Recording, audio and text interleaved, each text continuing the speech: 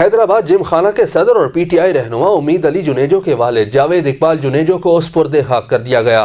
Governor Sindh سیاسی، سماجی اور کاروباری شخصیات کی نماز جنازہ میں شرکت۔ اس حوالے سے دیکھتے ہیں یہ رپورٹ۔ حیدرآباد جم خانہ کے صدر اور پاکستان تحریک انصاف کے رہنما امید علی جنیجو کے والد جاوید اقبال جنیجو کو سینکڑوں سوگواروں کی موجودگی میں کینٹ قبرستان میں سپرد خاک کر دیا گیا۔ مرحوم کی نماز جنازہ اور تدفین میں گورنر سندھ عمران اسماعیل، اراکین اسمبلی حلیم عادل شیخ، راشد خلجی، ندیم صدیقی، سنی تحریک کے عابد قادری، پیپلز پارٹی کے رہنما قاضی ارشد عباسی، سردار آصف سمیت سیاسی، سماجی اور کاروباری شخصیات نے شرکت کی۔ مرحوم کی نماز جنازہ مسلم ہاؤسنگ سوسائٹی میں ادا کی گئی، جس کے بعد مغفرت کے لیے خصوصی دعا کا اہتمام کیا گیا۔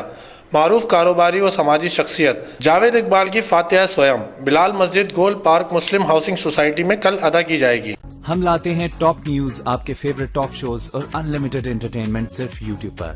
اگر آپ نے ابھی تک ہمارا چینل سبسکرائب نہیں کیا تو ابھی سبسکرائب کریں اور بیل آئیکن کو کلک کر کے ہماری لیٹسٹ ویڈیوز کے بارے میں اپڈیٹ جانیں۔